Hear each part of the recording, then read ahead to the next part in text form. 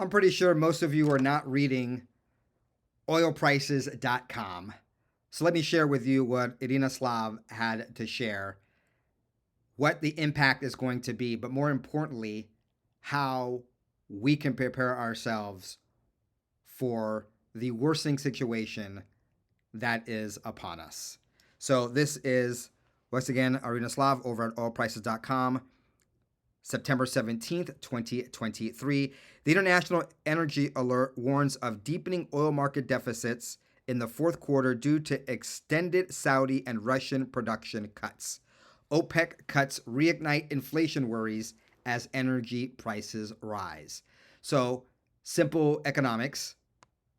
If you have lower supply but demand is the same or goes up, then the prices go up. There's more people competing and trying to purchase something, and there's less supply of that. So that makes that, in this instance, the commodity of oil more expensive. We're over $90 a barrel. Welcome to the Retired Banker. My name is James, a retired banker. If you're new around here, I am a retired banker, as the name suggests, having been in retail, finance, and investment banking for most of my adult career. But I was able to retire in my 40s because of side hustles and side businesses that I started while I was working in banking and finance that allowed me to say goodbye to corporate America, and I will never have to work in corporate America ever again. So if entrepreneurship, taking advantage of situations, whether good or bad, and expanding your knowledge and your success in the realm of finance, business, and personal development is of interest to you, then watch this video. And if you like it, hit the like button and then subscribe to our channel. I want to earn your subscription. So let's get into this. So this is where we're at. Diesel shortages are also affecting, I don't know, perhaps very important industries to all of us, like farming. I mean, like, I don't know about you, but I'm sure am addicted to food. Food is something I like to consume. As you can probably tell from my chubby cheeks, I also really like to get goods delivered to either my home or to the store where I buy them. Oh, and guess what? These diesel shortages and high oil prices are affecting the price of transport to these goods. And of course, there's other things like construction and what have you that are also affected. So what does this mean?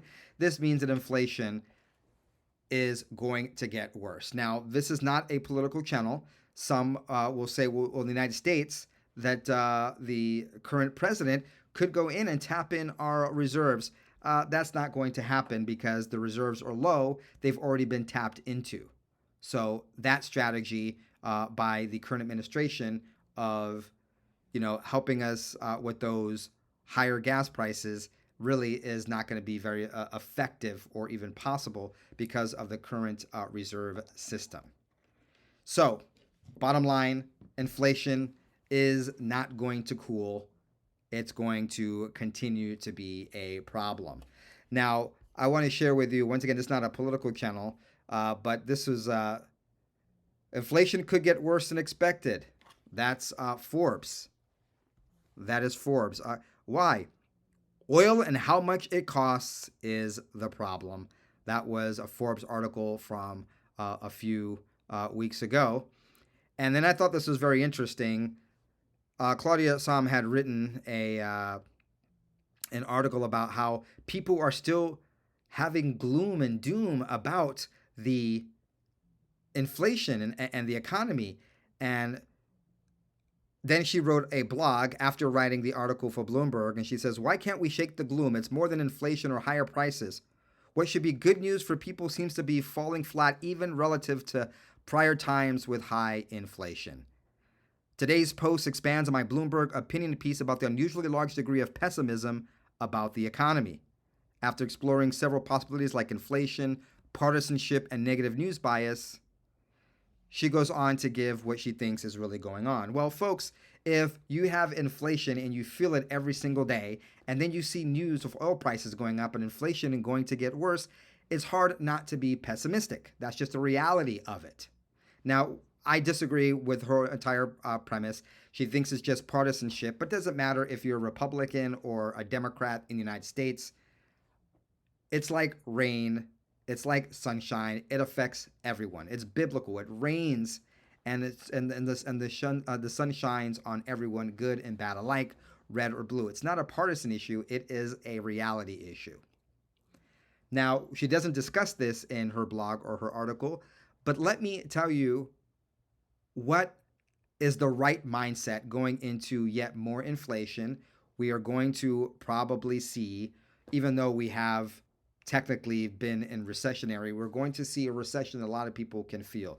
Once again, this is not political.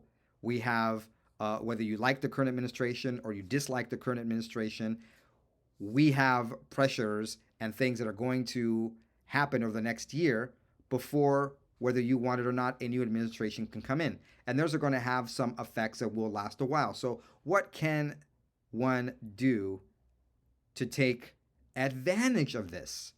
Oh my goodness, some people don't like that, but that is the reality. When there are bad times, there's always a silver lining. There's always advantage to be that can be taken. Now, that's something I'm going to explore in coming episodes. But the first thing that we can do before we can take advantage of what's going to happen in the next several months to years plus in a most likely downturned economy, or at least economy not in the growth that we had seen not too long ago, is we have to have the proper mindset. Now, I want to discuss briefly, give you a summary of Carol Dweck's work. You, once again, may or may not be familiar with a great book that Carol wrote called The New Psychology of Success. And she talks about that there's two mindsets. There's the fixed mindset and there's the growth mindset. And the fixed mindset is the type of mindset that gets wiped out in downturns and bad economies. The fixed mindset, let me go through this. Let me go through my notes here with you, are the following. Okay? A fixed mindset believes that there's nothing they can do. Bad times are coming, inflation is high, things are tough. It's just, it is what it is. There's nothing that they can do to improve their situation, improve their business, improve how much money they can make, improve their finances, because they have a fixed amount of resources, intelligence, and skills. And if the bad times come, they're gonna be wiped out, because what they have is what they have, and that's all they have to work with. Now, on the other side of that, of course, would be the exact opposite, which would be a growth mindset. Individuals with a growth mindset see their abilities as malleable and believe that they can develop and improve over time. In other words, if you've been operating, or we've been operating over relatively good times and not inflation, hyperinflation, a recession, or dare I say even a depression, something that we cannot, most of us, fathom. I mean, we did have the pandemics and the lockdowns, and that was crazy, but then there was stimulus in lots of the Western world, which, for some business owners that were wiped out, it was a hard time. But for a lot of people, they were able to get by that. But a full-on recession and or depression and continued inflation really wipes people out, especially the working class, the poor, and even those just getting into the middle class find themselves going back to the working class because of this inflation.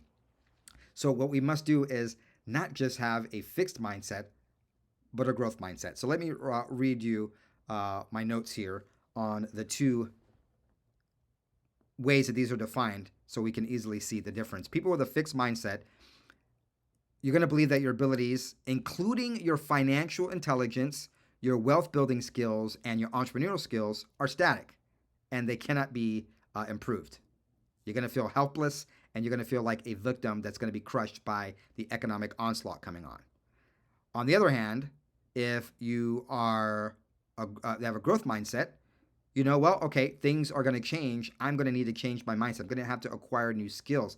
Perhaps the skills that I had during a normal economy are going to be outdated, and I need to improve on that. I need to perhaps not just depend on a job, but really start a side hustle.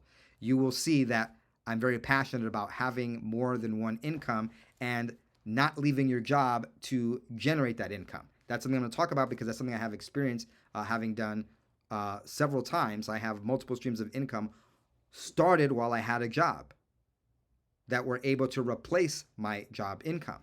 So I'm very passionate about that. And I was not originally an entrepreneur. I originally was very fearful of entrepreneurship.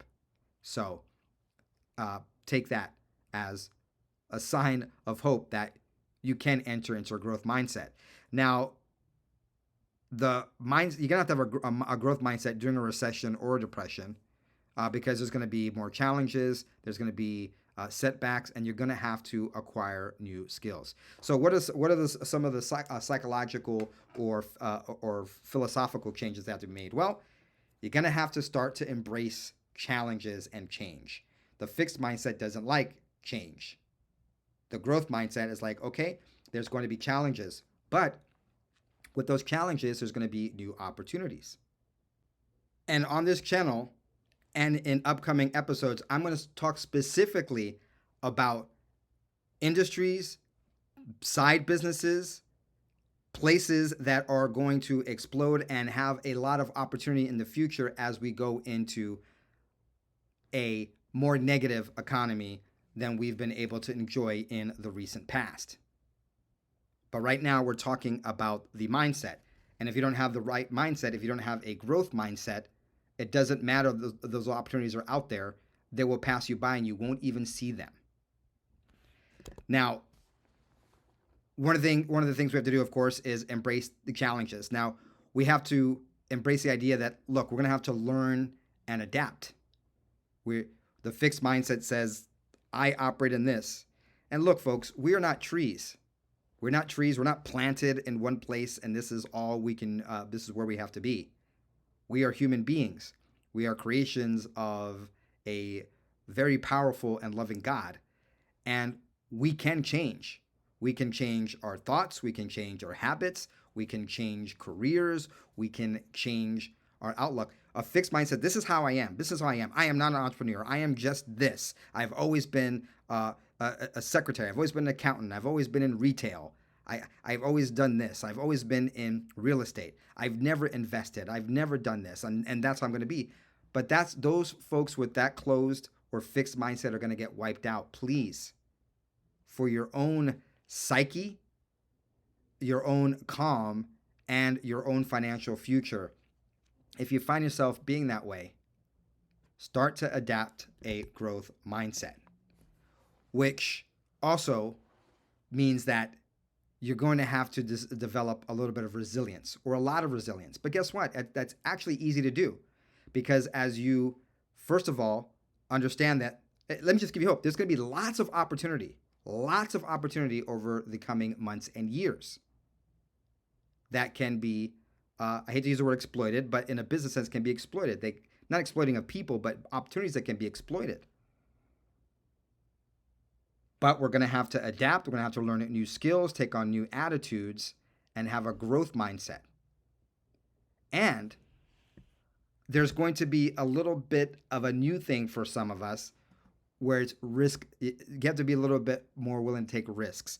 Not crazy risks, not risks that will wipe out your family, not risks that will put you in the poorhouse, but risks to maybe your ego, maybe a risk to you feeling uncomfortable. But these are mindsets, growth mindsets that have to be developed. And one thing that will help you, now I want to end with this, because I want to keep these episodes less than 20 minutes, is having a long-term perspective will help you develop a growth mindset. Now, I'll be developing and talking more about many of these things, and I will be having, once again, episodes specifically about jobs, industries, businesses, side hustles, and what have you that can be, and I'm going to be very specific about these things in the coming episodes. But first, we have to have our head straight before any of that makes sense. Once again, I'm James, the retired banker. If you've liked what you've heard and you want to get notified of upcoming episodes, hit that like button, hit the subscribe button, and hit the notification bell.